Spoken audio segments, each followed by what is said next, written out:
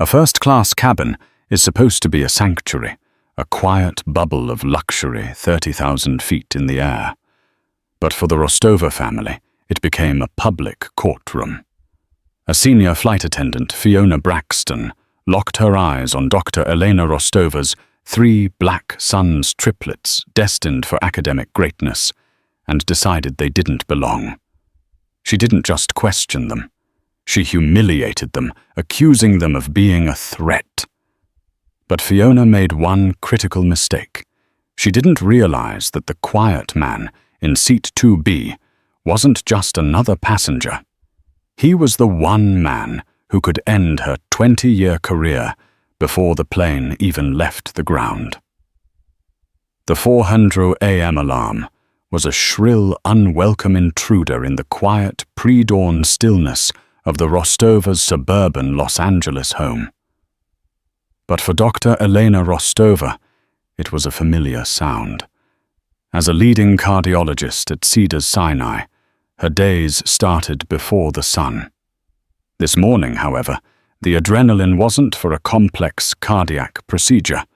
It was for her sons, her 3 sons, Marcus, Jordan, and David. 17-year-old triplets and the undisputed center of her universe. She had raised them alone. Her husband Michael, a brilliant photojournalist, had been killed on assignment in Syria when the boys were only 5. Elena had channeled her grief into 2 things: her work-saving hearts and the monumental task of raising 3 brilliant, rambunctious, and loving black boys into men in a world she knew would not always be kind to them. Today was a celebration of their success. After 2 years of relentless work, sacrificing weekends and social lives, they had beaten out thousands of other students to become finalists in the National Science Olympiad in New York City. Their project, a machine learning algorithm to detect early-stage pancreatic cancer from MRI scans, a project they dedicated to the grandfather they'd never met, had been called revolutionary by the judges. And Elena, having just received a significant bonus for a medical patent she'd developed, decided to do something she had never done before. She'd cashed in every credit card point, every frequent flyer mile, and a large chunk of that bonus to book them all in first class for the flight. Seats 1A, 1B, 1C, and 1D on Global Reach Airlines. Flight 212, LAX to JFK. It was an extravagance, but they had earned it. "Marcus, are you packing your quantum mechanics textbook?" Elena called, knocking on his door. "Already packed, Mom." His voice, a deep baritone, came back, along with the compressed data files for the presentation. Marcus was the analyst, the pragmatist. He saw the world in equations and data points. "David, your suit bag, is it zipped?" "Yes, Mum." "And my running shoes are in the side pocket." David was the protector, the athlete. He had his father's build and his mother's steady hands. He was the one who checked the locks at night, the one who walked on the outside of the sidewalk. "Jordan, please tell me you're not trying to pack your entire art studio." A laugh from the third door. "Just 2 sketchbooks, Mom. Promise." Jordan was the heart, the artist, the one with his father's eyes. He processed the world not in numbers, but in lines, shadows, and colors. An hour later, they were in the Tom Bradley International Terminal. The Grand Hall, usually chaotic, was quiet in the early morning. They checked their bags, the agent barely looking at them, her eyes on the first-class tag on their luggage, with a flicker of, "What surprise," Elena brushed it off. They moved to security, where the boys, as they had been since they were 12, were randomly selected for additional screening. Elena stood by, her jaw tight, as she watched her sons, dignified, and practiced remove their shoes and belts. It was a familiar, bitter ritual. "We good, Mum," David said, his voice low as they collected their things. "Let's go to the lounge. The The Global Reach first-class lounge was another world. Muted carpets, hushed conversations, the smell of expensive coffee, and the clinking of real silverware. The Triplets, dressed in clean-cut casuals polos, dark jeans and new sneakers, looked momentarily awestruck. They found a quiet corner, and their personalities immediately took over. Marcus opened his laptop to review their presentation slides. David went to get them all bottled water and orange juice. Jordan pulled out his leather-bound sketchbook and a stick of charcoal, already captivated by the way the morning light hit the wing of a 747 on the tarmac. From behind the marble-topped bar, Fiona Braxton watched them. Fiona was a 22-year veteran of Global Reach. Her blonde bob was helmet-like in its precision, her red lipstick a slash of defiance. But Fiona was a woman simmering in resentment. She was 54, twice divorced, and her small condo in Westchester was worth less than she'd paid for it. Her seniority got her the best routes, but her pay had stagnated. She had been passed over for a cabin manager position 3 times most recently for a 28-year-old named Jasmine, who Fiona bitterly noted ticked a diversity box. She looked at the Rostova family. She saw a black woman, poised and elegant, and 3 young black men. And they were in her lounge, the one reserved for the CEOs, the film stars, the truly wealthy. She saw Jordan sketching and her lip curled, graffiti artist in training. She saw David muscular and alert, and saw aggression. She saw Marcus typing furiously, and saw arrogance. Probably flying on buddy passes, she muttered to a colleague. Or used some stolen credit card. The front row, too. You just know they're going to be a problem. They're always the most demanding. They'll ring the call bell for a pillow and a Coke before we're even in the air. She built an entire narrative of grievance before they had spoken a single word. When the boarding call for Flight 212 was announced, Fiona made sure she was at the aircraft door, her smile a painted-on mask of professionalism that didn't reach her cold blue eyes. She greeted the passengers in platinum status blazers with a chirpy, "Welcome back, Mr. Henderson." She offered a warm, "So lovely to see you again, Mrs. Gable," to the elderly woman in the cashmere wrap who took seat 3A. Then the Rostova family approached. Elena handed her the 4 boarding passes. Fiona took them, her fingers pinching them as if they were soiled. She stared at them.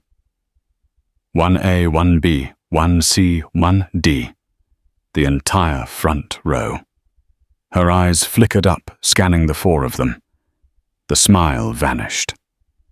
"This way," she said, her voice flat and cold. She didn't say welcome aboard. She didn't say enjoy your flight. She just gestured sharply into the cabin, a flick of her wrist that was more of a dismissal than an invitation. Dr. Eleanor Rostova felt the familiar icy chill of prejudice. She took a quiet, steadying breath. "Thank you," she said, her voice rich with a warmth Fiona hadn't earned. She would not let this woman, this bitter, angry stranger, ruin this day. She led her sons into the pristine cabin, into the luxurious pod-like seats that were to be their home for the next 5 hours. The boys' eyes widened, but they stowed their bags with the quiet efficiency she had taught them.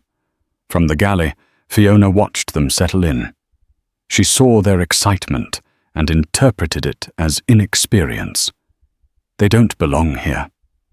And in seat 2B, a man in a simple unbranded charcoal suit, already absorbed in a thick stack of financial reports, watched Fiona.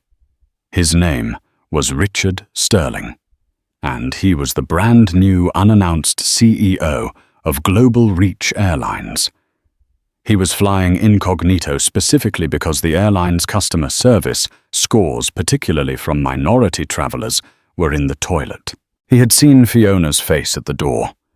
He had seen the way she handled the family's boarding passes. He made a small digital note in the secure file on his laptop. F. Braxton, badge 4492, hostile greeting to PAX 1AD.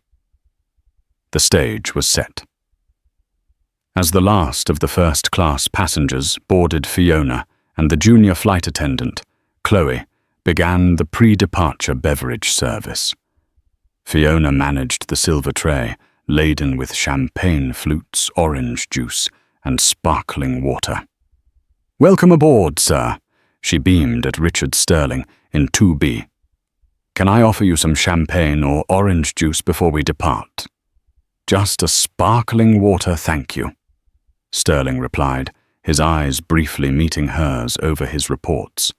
She poured it from a green glass bottle into a heavy crystal tumbler and handed it to him with a smile. "Mrs. Gable," she cooed to the woman in 3A. "A little mimosa to start the trip." "Oh, how lovely," the woman replied. Fiona served her. She moved through the rest of the small 12-seat cabin, serving the couple in row 2 and the passengers in row 4. At every seat, she offered a smile, a choice, and used the proper heavy glassware. Then she walked her empty tray back to the galley, passing directly by row 1. She didn't look at them. She didn't pause. She ignored Dr. Elena Rostova, Marcus Jordan, and David as if they were part of the bulkhead. In their seats, the triplets looked at each other confused. David, always the most outspoken, started to raise his hand. Elena put her hand gently on his arm. "Wait," she murmured. She waited a full minute. Perhaps it was a mistake. Perhaps she was starting service from the back. But no, she had started with row 2. Elena was a woman of data and logic. She gave people the benefit of the doubt, but she did not ignore a clear pattern. She pressed the call button. Fiona emerged from the galley, her face a mask of annoyance. The blue light above 1D was an affront. "Yes," she said, her voice sharp. "Good morning," Elena said, her tone perfectly level and polite, impossible to fault. "We seem to have been missed during the pre-departure drink service. My sons would like 3 orange juices, and I will have a sparkling water, please." Fiona's eyes flickered with something dark. She'd been caught. "The pre-departure service," she said, her voice loud enough for the passengers in row 2 to hear, "is for first-class passengers." The implication was immediate and toxic. Richard Sterling in 2B did not look up, but his fingers paused on his laptop. Marcus's head snapped up. "We are in first class, ma'am. Seats 1A, 1B, 1C, and 1D. "I'm aware of what seats you're in," Fiona snapped back. She hated being challenged, especially by someone she considered a child. "I'll see what we have left." She vanished into the galley. Chloe, the junior attendant, was already pouring 4 juices into the crystal glasses. "Fiona, you missed row 1, she said nervously. Fiona grabbed the tray from her. "I know what I'm doing, Chloe. You handle the cabin check." She dumped the 4 juices out.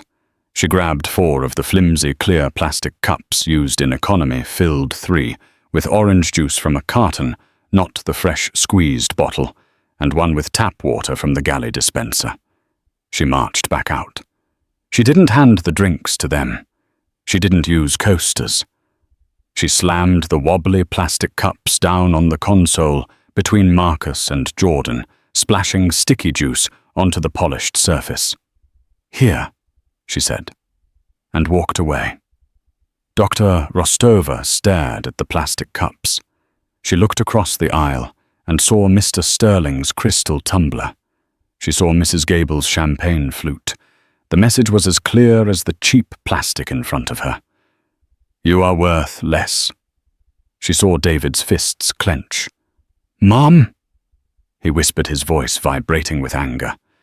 "David, look at me," she said, her voice quiet but iron. "Breathe. We are not going to let this woman win. We are not going to give her the satisfaction of a reaction. We are here to win a national championship.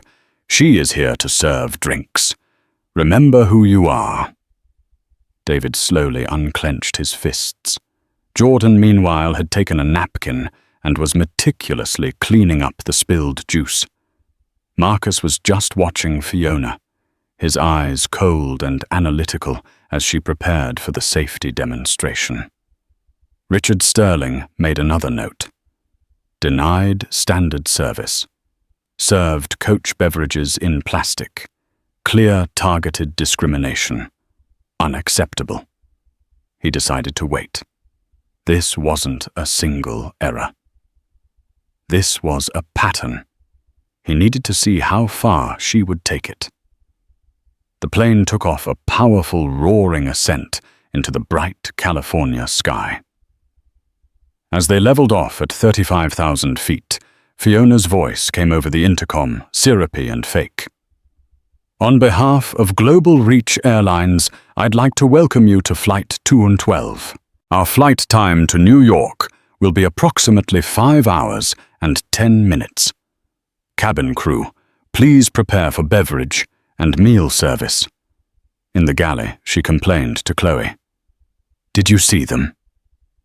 They demanded pre-departure drinks, and they're all in polos and jeans. This cabin has gone to the dogs. You take the meal orders, Chloe. Start from the back." "The back?" Chloe asked, confused. "Fiona policy is to start with 1A. Policy is what I say it is," Fiona hissed. "I want to make sure our real premium passengers get their first choice. I'll bet you $10 they all order the filet, and we don't have enough." Chloe, young and intimidated, nodded. She went to row 4 and began. Chloe moved up the cabin, taking orders. The couple in 4DG, Mrs. Gable in 3A. The couple in tours in 2DG. Finally, she got to Richard Sterling in 2B. "Sir, our choices today are a seared salmon with dill, a roasted chicken, or the filet mignon with a cabernet reduction." "I'll have the salmon, please," Sterling said, not looking up. Finally, Chloe, looking visibly nervous, approached row 1. "Ma'am, Dr. Rostova, what can I get for you and your sons?" "Thank you, Chloe," Elena said, reading the young woman's name badge and offering a kind smile. "I will have the salmon. My sons will each have the filet mignon, please." Chloe's face fell. She looked back toward the galley, where Fiona was watching her arms crossed. Chloe stammered. Let me just check our main fest. I'm not sure if we have 3 fillets left. Our platinum members get preference." This was a blatant, clumsy lie. Meal preference was loaded based on pre-orders and status, but it was almost always first come, first served in the cabin. Before Elena could even respond, Fiona was there, brushing Chloe aside. "We are out of the filet," Fiona said, her voice final. "We only had 2. They've been taken. You'll have to have the chicken." It was so brazen, so obviously false. And then the man in 2B spoke up. His voice quiet but carrying. "Excuse me. That's not correct." Fiona spun around. "Sir?" Richard Sterling looked at Chloe. Not Fiona. "Young lady, I ordered the salmon correct." Yes, sir," Chloe whispered. "And the gentleman across the aisle from me, in 2D, he ordered the chicken. I heard him, which means at most only 1 filet has been ordered in this cabin." "By Mrs. Gable." Mrs. Gable looked up from her novel. "Oh no, dear. I ordered the chicken as well. Red meat doesn't agree with me." The cabin was silent. Sterling had just exposed Fiona's lie in front of everyone. She hadn't just been mistaken. She had actively, provably lied. Fiona's face flushed a deep, blotchy crimson. She had been publicly contradicted. "Well," she sputtered, "the manifest must be wrong. I am telling you, we don't have 3 fillets."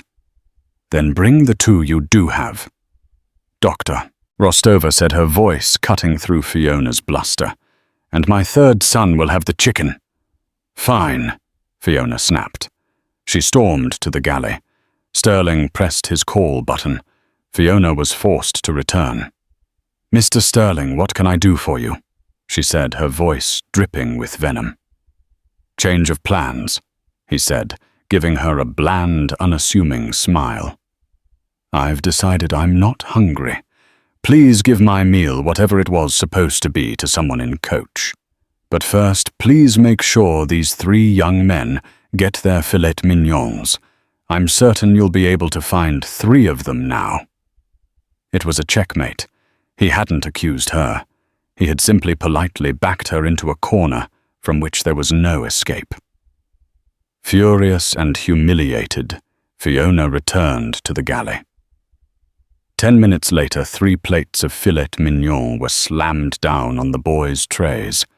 Elena's salmon was placed so hard the fork clattered to the floor. "Enjoy," Fiona sneered. The family ate in a strained, painful silence. The food was delicious, but it tasted like ashes. Elena watched her sons, who were trying to pretend it didn't bother them, but she could see the tension in their shoulders. This was supposed to be their celebration, and this one woman was poisoning every second of it. The real conflict began an hour later. The meal service was cleared.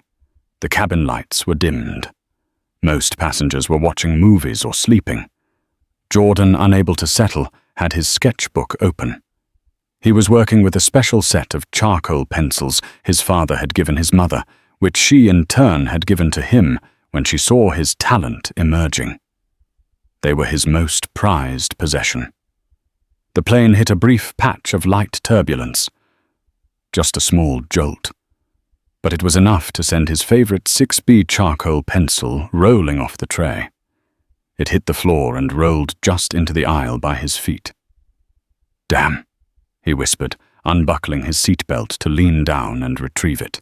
He was bent over his head, near his knees, his hand groping for the pencil in the dim light. At that exact moment, Fiona was walking down the aisle. She was not pushing a cart. She was just walking her hard-soled shoes, clicking on the floor. She saw the pencil. She saw Jordan bent over. She saw an opportunity. She didn't just trip. She performed a trip. She caught her foot on the armrest of Jordan's empty seat, 1C, as he was in 1A, by the window, lurching forward with a theatrical gasp and flail of her arms. She caught herself on the bulkhead, her hand over her heart, as if she'd narrowly avoided a terrible fall. "What do you think you're doing?" she shrieked, her voice slicing through the quiet cabin. Every passenger with headphones off jolted. Mrs. Gable, who had been dozing, woke with a start. Jordan sat bolt upright, the pencil clutched in his hand. I'm sorry, ma'am. I dropped my pencil. I was just picking it up." "You're sorry?" Fiona's voice was now at a near yell. She was advancing on him. "You can't just stick your feet out. You can't just leave things in the aisle. You tripped me. You deliberately tried to trip a flight attendant." Dr. Rostova was on her feet in an instant. "That is enough," she said, her voice low and dangerous. "He dropped a pencil.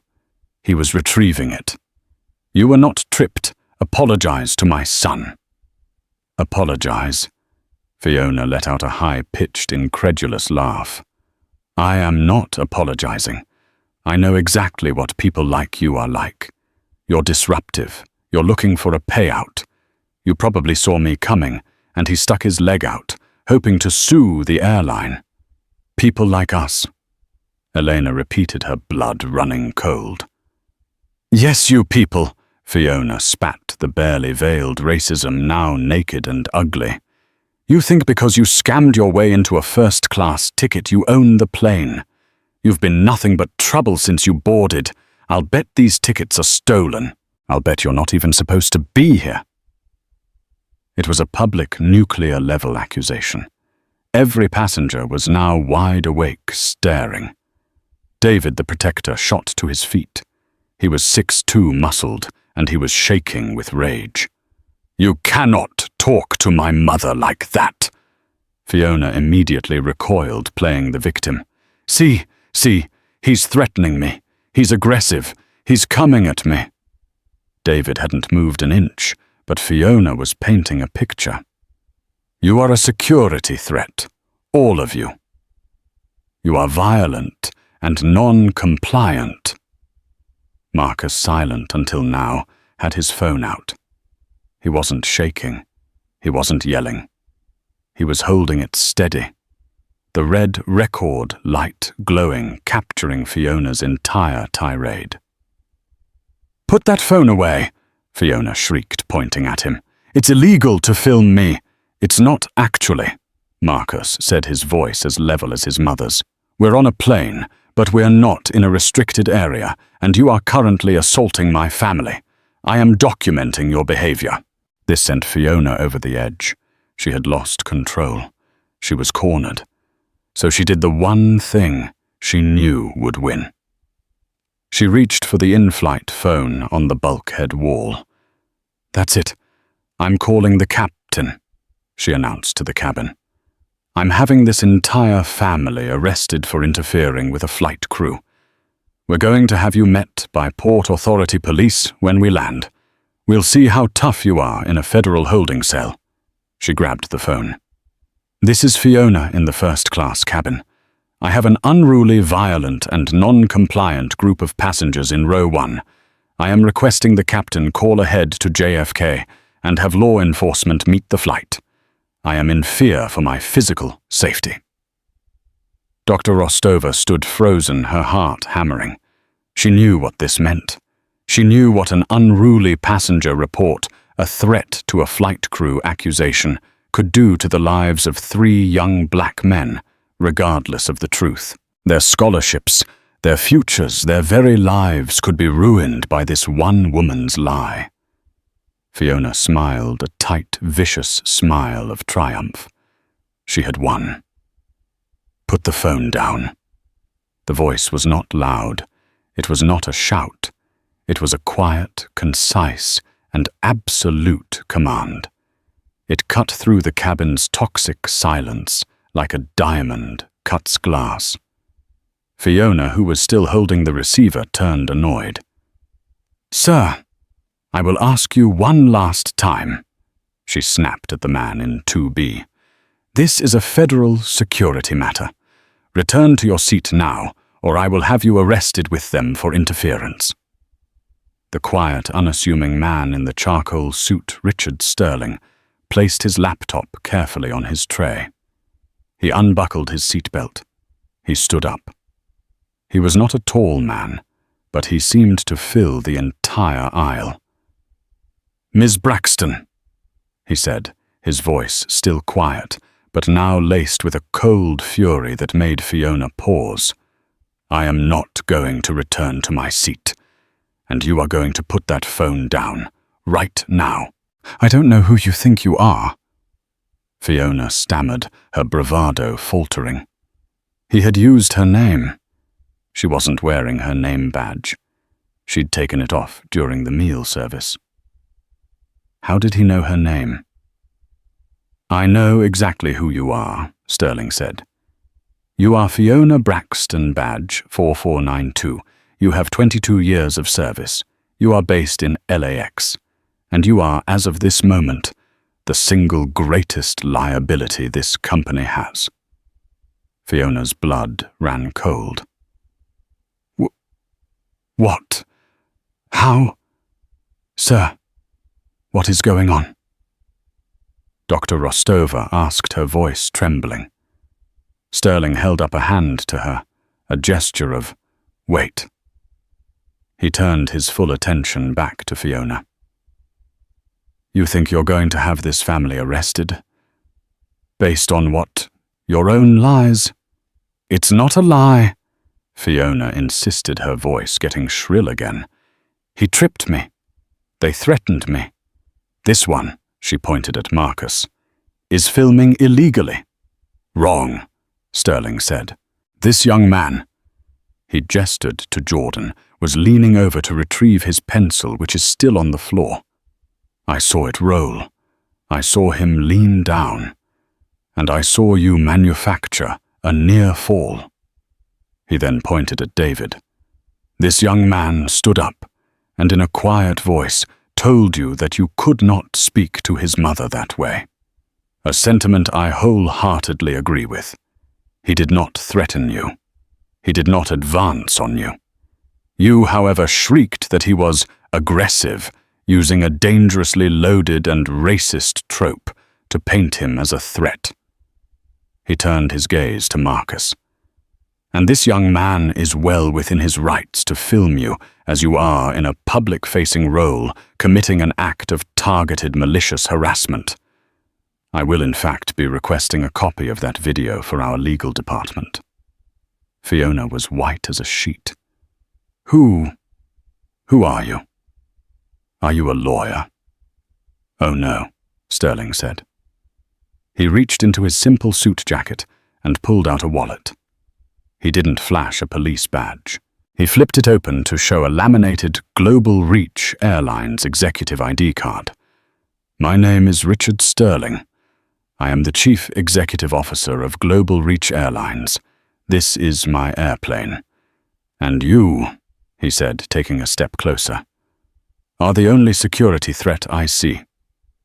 The silence in the cabin was no longer silent. It was a vacuum sucking all the air out. Dr. Rostova put her hand to her mouth. Marcus's phone, still recording, wavered for just a second. David's jaw dropped. Fiona Braxton's face imploded. The color, the rage, the confidence, it all drained away, leaving a slack-jawed, horrified mask. Her hand, the one holding the phone, began to tremble. The receiver slipped from her fingers, clattering against the bulkhead and swinging wildly on its cord. Mr. Sterling, she whispered. The new CEO, you're not supposed to be. You're in Chicago. I'm everywhere, Ms. Braxton, Sterling said, his voice like ice. I'm flying my own airline to see why our service scores are abysmal, and in 5 hours you have single-handedly given me a masterclass in abuse discrimination and gross misconduct. He stepped past her and stood in front of the Rostova family. He looked at Dr. Rostova and her 3 sons. His eyes, which had been so cold, were now filled with a profound personal anger and a deep-seated shame. Dr. Rostova, he said, his voice now warm and deeply apologetic. My name is Richard Sterling. On behalf of the airline that I am, as of this morning, embarrassed to lead, I offer you my deepest, most sincere apologies for what you and your family have been forced to endure. He turned to Jordan, who was still clutching his pencil. Son, that's a 6B charcoal, isn't it? A classic. May I see your sketchbook? Jordan, stunned into silence, handed it to him. Sterling flipped through the pages. The sketches of the LAX terminal of the clouds of his own hand. This is professional-grade work, young man, Sterling said gently. My daughter is an animator. I know talent when I see it. You have it. He then looked back at Fiona, who was now leaning against the galley wall, hyperventilating. His voice snapped back to Arctic cold. You didn't just provide bad service. You denied them standard beverages. You used cheap plastic Coach cups as an insult. You lied about their meal choices. You used charged racist language, people like you, in front of an entire cabin. And then, as your grand finale, You escalated to the point of filing a false security report, attempting to have a mother and her 3 college-bound children arrested, an act that could ruin their lives. All because... Why, Miss Braxton? Because they were in seats you didn't think they deserved. Mr. Sterling, I didn't know it was you, she sobbed. That, Sterling said, is the most damning thing you could have possibly said. It means you knew what you were doing was wrong. You just never imagined you'd be held accountable. The cabin was a frozen tableau of shock. The passengers in row 4 were openly staring. Mrs. Gable in 3A looked horrified. Fiona Braxton's 22 years of carefully constructed authority, the seniority she wielded like a weapon, all of it crumbled to dust. She was just a terrified woman, exposed as a bully, and a bigot in front of a cabin of witnesses, and the one man who held her entire future in his hands. Please, she begged, sliding down the bulkhead wall into a half-crouch. The tears streaming down her face were real now, hot and panicked. They carved messy tracks through her foundation. Please, Mr. Sterling, sir. I have a mortgage. I've been with Global Reach for 22 years. It was a mistake. A terrible, terrible mistake. I'm just so stressed. The schedules. Please, I'll apologize. I'll apologize to them right now. She scrambled to her feet and lurched toward the Rostova family, her hands clasped. I'm so sorry, Mum. I don't know what came over me. I overreacted. Your sons they're lovely boys. Richard Sterling held up a single hand. Stop. The command was so absolute, Fiona froze. Do not, Sterling said, his voice low and seething, insult this family further by offering them a craven, self-serving apology that you only mean because your job is on the line. They deserve better. Dr. Rostova, I am formally asking you not to accept it. Eleanor, who had regained her composure, stood tall, a queen in her own right. I would not dream of it, Mr. Sterling. An apology without accountability is just manipulation. Sterling nodded, a look of deep respect on his face. He turned back to Fiona. You are correct about one thing. You have been with this airline for 22 years, which means you have had 22 years and countless training seminars to learn our policies on harassment, discrimination, and passenger safety. You have had 2 years to learn the basic tenets of human decency. It appears you failed to learn a single thing. He pulled out his satellite-enabled phone. The cabin watched, mesmerized. You mentioned, too, Sterling continued, that you were calling the captain to have this family arrested. You were, however, correct in your assessment that law enforcement should meet this flight, but they won't be for the Rostova family. He dialed a number. This is Richard Sterling. Patch me through to Captain Miller on flight 212. Yes, Miller, it's Sterling. I'm on board. In 2B. I am declaring an in-flight employee emergency. Fiona let out a high-pitched keen, a sound of pure despair. Captain? Sterling said, his voice all business. I want you to radio ahead to our operations center at JFK. I want them to have our corporate security team, not Port Authority. Our team at the gate. I have a flight attendant, Fiona Braxton, badge 4492, who has been terminated mid-flight for gross misconduct, endangerment of passengers, and targeted racial harassment. He paused, listening. No, Captain, the situation is handled. She is no longer a threat. She is, however, a liability, and she is not to complete this flight as an employee.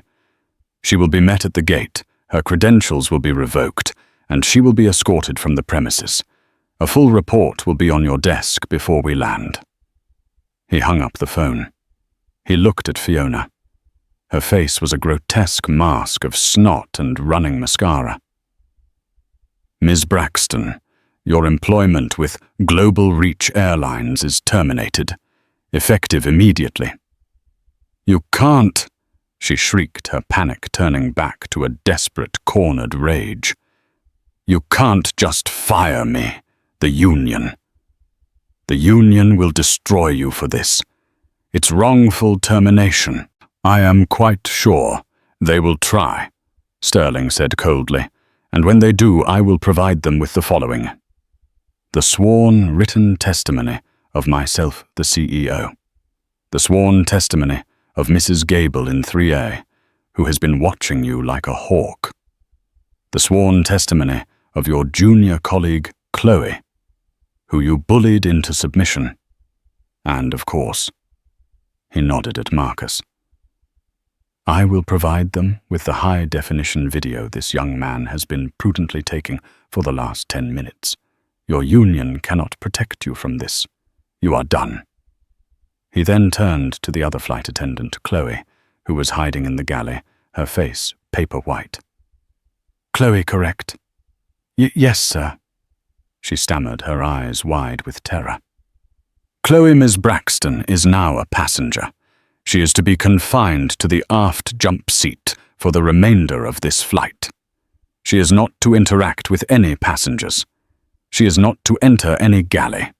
She is not to serve. Is that understood?" "Yes, sir. Absolutely, sir." "Good. Go and relieve her. Tell her to report to the aft jump seat. Now." Chloe nodded, scurrying out. The first-class cabin watched as Fiona Braxton, defeated, her shoulders slumped, was forced to do the walk of shame. She stumbled past Dr. Rostova. She stumbled past Richard Sterling. She didn't look at anyone, her face hidden by her hands. The passengers in business class peered through the curtain, watching as the senior flight attendant, now just a passenger in a uniform she no longer had a right to wear, was led to the back of the plane, her 22-year career ending in the most public, humiliating way possible. Sterling let out a long, slow breath. He unbuttoned his suit jacket and rolled up his sleeves. "Now," he said, turning to Chloe, who had returned. "You and I have a first-class cabin to take care of. Let's start by getting the Rostova family a proper beverage service. And this time, let's use the actual glassware."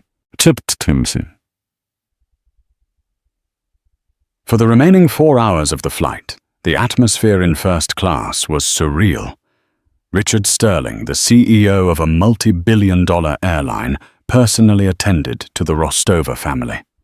He began by asking Chloe to bring him 4 full bottles of the expensive sparkling water and a new set of crystal glasses. He opened one and poured it for Dr. Rostova himself. "Elena. May I call you Elena? I am a father of 2 daughters. I cannot begin to imagine what was going on in your mind. The grace and strength you showed under that kind of targeted fire it was extraordinary. You have raised 3 exceptional young men." "Thank you, Mr. Sterling," Elena said, the knot of adrenaline in her stomach finally beginning to uncoil. "What you did, I have never seen anything like it. You didn't just save our trip. You gave my sons a lesson in justice that I never could have." "This wasn't just justice, Elena," Sterling said, his face grim. He took the seat across from her. "This was triage. I stopped the bleeding. The disease is still in the system. My airline has a problem, a deep systemic problem of bias, and you and your family have inadvertently shown me just how deep it goes. I was flying today to investigate service complaints, but I never expected this." He then turned his attention to the boys, and he didn't just give them platitudes. He engaged them. He sat on the console next to Marcus. "Your phone? Still recording?" "No, sir," Marcus said. "I stopped it after she left." "Good. Send a copy of that file to my personal email right now. Use the in-flight Wi-Fi. I'm comping it for the entire plane for the rest of the flight, by the way.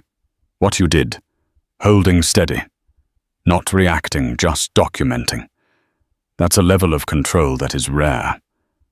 That's a CEO's mind, Marcus. A strategist. Don't ever lose that. He moved to David. You wanted to defend your family. I saw it in your eyes. I felt it. And I respect that more than you know. But you know what impressed me more? You didn't. You stood up, you spoke your piece, and you held your ground. The fact that you showed that much restraint, even when she was deliberately provoking you using those words, that shows more strength than throwing a punch ever could. You have the heart of a leader, David. Finally, he knelt in the aisle next to Jordan's seat. Jordan, you're the artist. You see things differently. You see the truth and the ugliness, and you see the beauty too. Don't let this, he gestured to the cabin, make you jaded. Don't let her ugliness dim your light. The world needs people who see. Your father, your mother told me he was a photojournalist. Yes, sir, Jordan whispered, shocked he knew that. Eleanor had mentioned it briefly. He saw the world and recorded it too. You have his gift. You cherish it. That pencil, he tapped the charcoal pencil Jordan still held, is a symbol. It's your tool. Never, ever be afraid to use it. Mr. Ha. Sterling spent the next hour with them. He listened, truly listened, as the boys, now opening up, told him about their algorithm. He, a man with a background in engineering, actually understood the mechanics of it. He asked specific intelligent questions about the code, the datasets, and the potential for application. This is groundbreaking, he said, looking at the slides on Marcus's laptop. This isn't a high school project. This could save lives. My own father died of pancreatic cancer. It was too late by the time they found it. A profound personal connection was forged.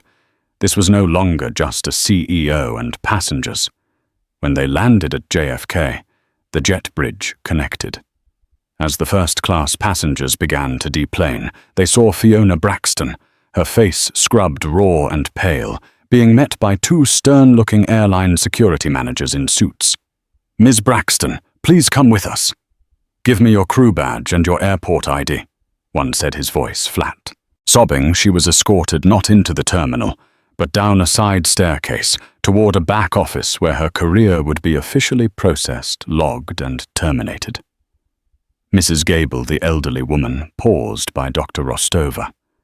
Your sons are a credit to you, dear, she whispered, patting Elena's arm. And that young man, she nodded at Marcus, has a very compelling video. Mr. Sterling walked the family all the way through the terminal, carrying Jordan's bag himself.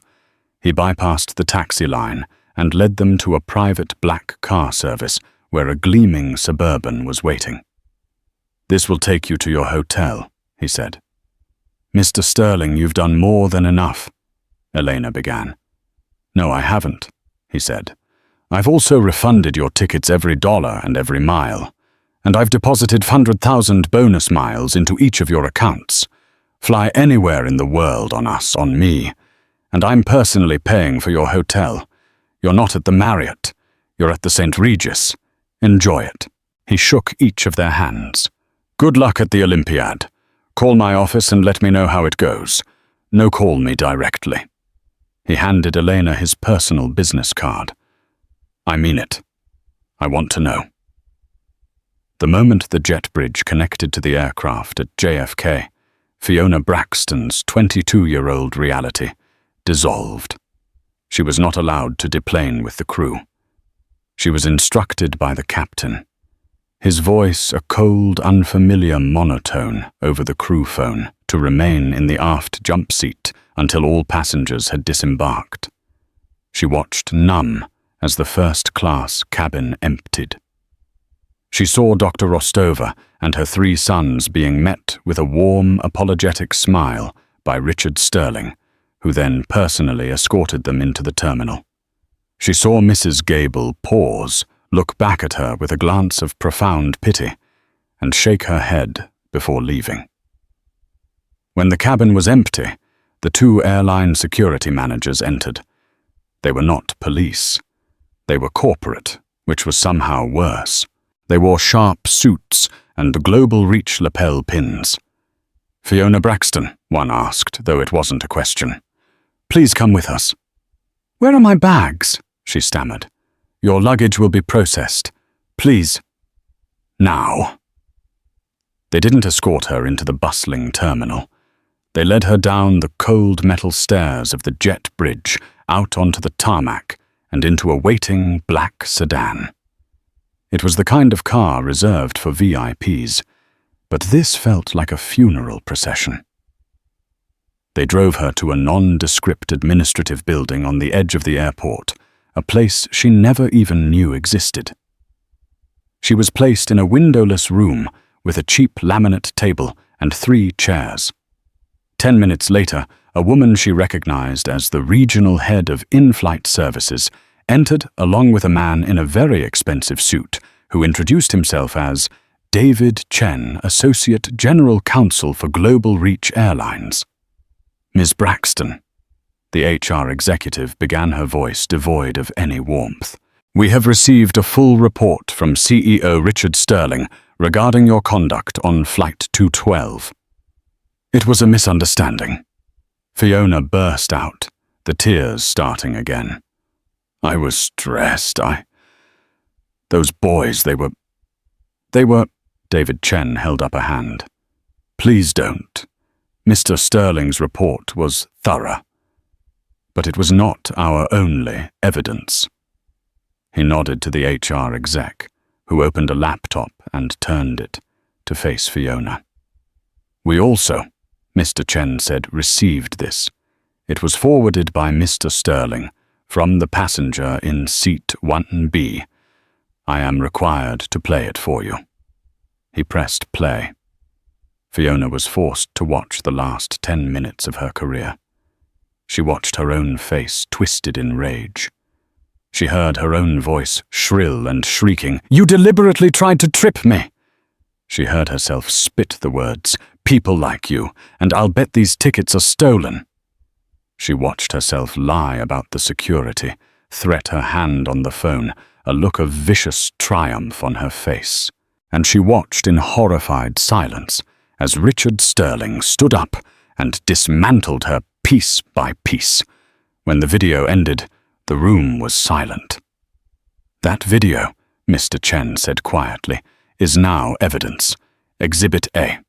In it, you are documented committing at least 4 fireable offenses, filing a false security report to the captain, targeted passenger harassment, discriminatory language, and gross endangerment of passengers by escalating rather than de-escalating a situation." "The union," she whispered. "My rep. Your union rep has already been sent the video," the HR executive said. "He called us back. The official position of the union is that your actions are indefensible and a gross violation of safety and service protocols. They will not be representing you in this matter." Fiona felt the floor drop out. The union was her shield, her protection for 22 years, and they had just thrown her to the wolves. "As of 10:43 a.m. Eastern Time, your employment with Global Reach Airlines is terminated for cause," Mr. Chen said. "You will forfeit all severance, your pension is frozen, and your travel benefits are revoked, effective immediately. Security is waiting outside to escort you off airport property." She tried to fight. She hired a cut-rate lawyer from a billboard ad who filed a suit for wrongful termination and emotional distress. Richard Sterling's legal team, on his direct orders, responded with a legal broadside that was shocking in its ferocity. They didn't just file to dismiss. They countersued Fiona Braxton personally for brand damage and willful misconduct. They submitted Marcus's video. They submitted a sworn 3-page affidavit from Sterling. They submitted a separate, unsolicited affidavit from Mrs. Gable in 3A, who stated she clearly heard the flight attendant lie about the meal choices and witnessed her fabricate the tripping incident. Fiona's lawyer read the countersuit and dropped her as a client the same day, citing that she had misrepresented the facts of the case. She was now not only unemployed, but facing a corporate lawsuit she had no means to fight. The suit was dropped only when she agreed to a permanent injunction, barring her from ever speaking about the incident, and a formal flag was placed on her FAA record for filing a false in-flight security report. She was blacklisted. She would never work as a flight attendant again.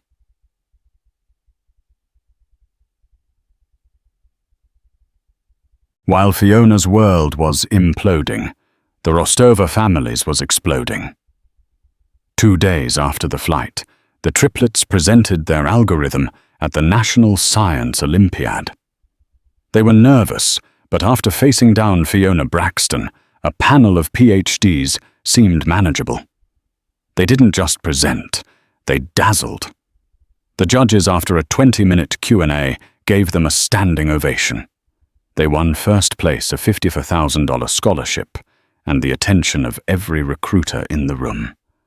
In the back of the auditorium, a man in a charcoal suit smiled unseen before slipping out. That evening, he took the Rostova family to dinner at Perse, a restaurant Elena had only ever read about. "I am not," Richard Sterling told them over dessert, "going to let the world miss out on what you three have to offer. I've already made a call to a friend of mine.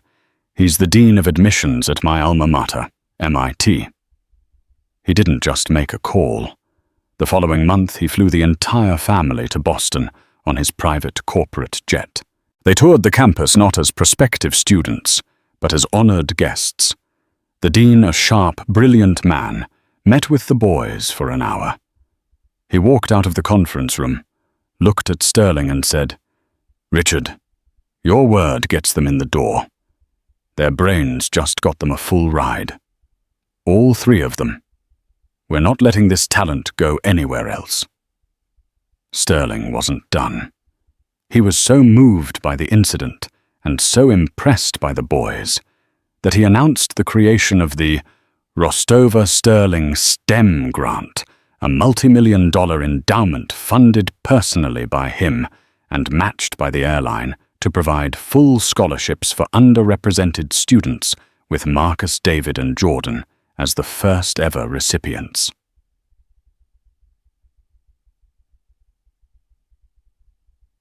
One year passed. Fiona Braxton was a ghost of her former self. Her legal fees had wiped out her savings. Her condo, the one she'd resented, was foreclosed on. Her 22 years of seniority were a meaningless joke. After 8 months of unemployment, her 401k drained, she had finally found a job. She was working at the LAX Tom Bradley International Terminal, the very terminal she used to command. She was now 55, wearing a cheap, ill-fitting polyester apron, a paper hat, and a plastic hairnet.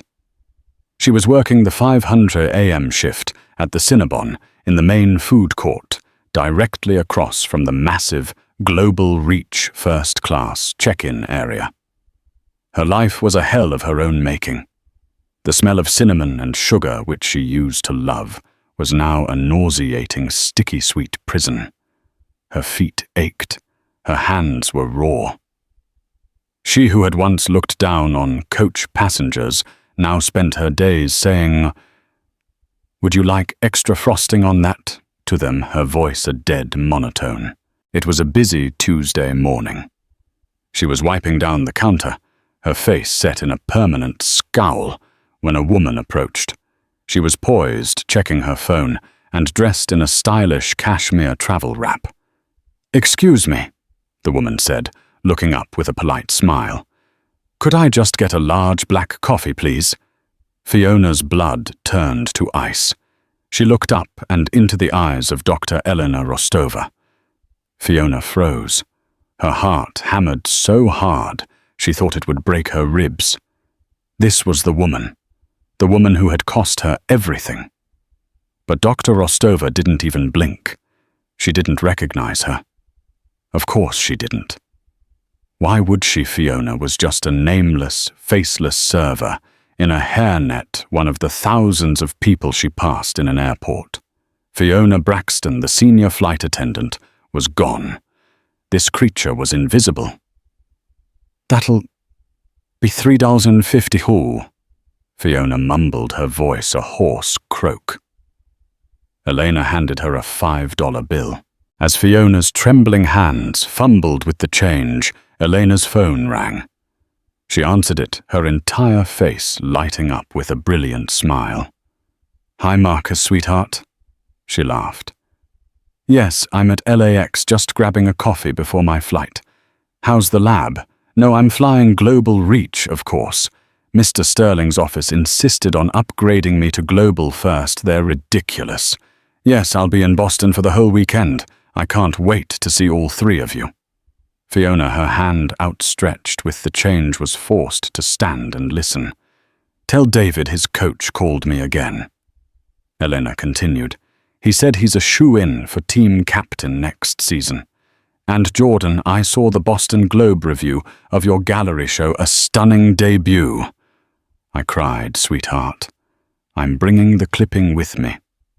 Yes, all three of you, my brilliant MIT men. I am so proud of you. I'll see you at Logan in a few hours. Love you." She hung up and turned back to Fiona, who was still standing there like a statue. Elena, assuming the server was just waiting, smiled warmly. "Oh, thank you," she said gently, pushing the change back toward Fiona. "Please keep the change." She took her coffee and walked away. Fiona was left standing there, her hand open, a single crumpled dollar bill on her palm. It was a tip from the woman she had tried to have arrested. Fiona watched, her body shaking with a rage so profound it was suffocating. She watched Dr. Rostova walk not to the massive, chaotic general security line, but to the private, velvet-roped entrance for Global Reach First Class, where a concierge greeted her by name and took her bag. Fiona turned back to the counter, the smell of burnt sugar in her nose. The intercom above her head announced the boarding of a flight to London, a route she used to fly every month. She closed her eyes, a single hot tear of pure hatred rolling down her cheek. She was grounded, forever. And that's how one woman's prejudice meant to shatter the confidence of three young men backfired in the most spectacular way. Fiona Braxton thought her uniform gave her ultimate power, but she forgot that true power lies in character, not in a badge. The Rostova family showed that the best revenge is not sinking to another's level, but rising so high above it that they can no longer reach you. Justice doesn't always happen that fast, but when it does, it's a powerful reminder. Be careful who you target, because you never know who is watching. If you love stories of instant karma and justice being served, please hit that like button, share this video with someone who needs to see it, and make sure you subscribe for more real-life drama every single week.